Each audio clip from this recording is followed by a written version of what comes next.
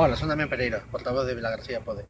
Hoxe quero falarvos dun piar fundamental do noso programa político, que é o referido a asistencias no máis desfavorecidos do Concello. Actualmente en Galicia hai preto dun 20% de persoas que están en risco de exclusión social. Eso depara unhas cifras en Vilagarcía aproximadamente de 7.500 persoas.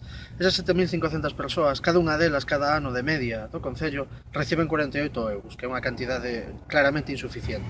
O goberno local decidiu priorizar, entre outras cousas, pagar o crédito de luz salgada. Non nos parece mal que paguen un crédito que se debe dende hai tempo.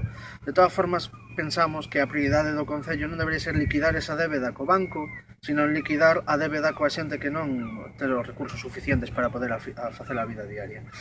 E despois, noutro orden de cousas, recentemente, comezaron a embargar contas a xente sin ter en conta nin sequera que tipo de recursos dispoñían. Pode haber xente que sean usuarios de servizos sociais e á vez ter parte da súa conta embargada. É un sinsentido absoluto. A nosa proposta fundamental reside en aumentar a partida de axudas de emerxencia.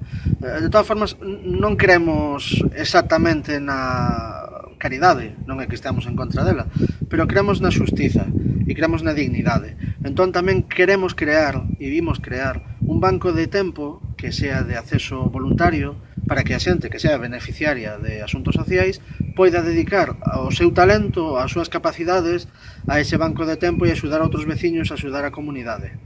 Despois, outra medida fundamental é atender a xente con menos recursos para que poidan facer frente ao pago das medicinas. Agora, co pago, hai xente que ten que pagar o que antes non tiña que pagar e deixa de comprar as medicinas.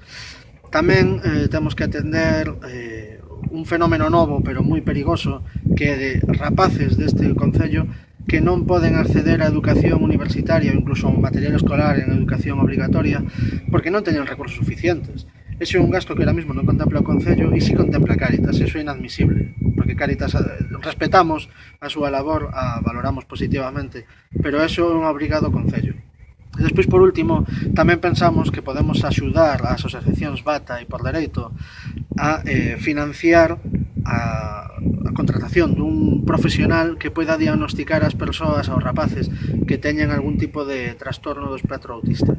Ese diagnóstico ahora mesmo suponlle a cada familiar preto de 500 euros. Pero Vilagarcía Pode non está formado por políticos profesionais, nin por gravadores profesionais, nin por presentadores profesionais, sino por xente normal de Vilagarcía.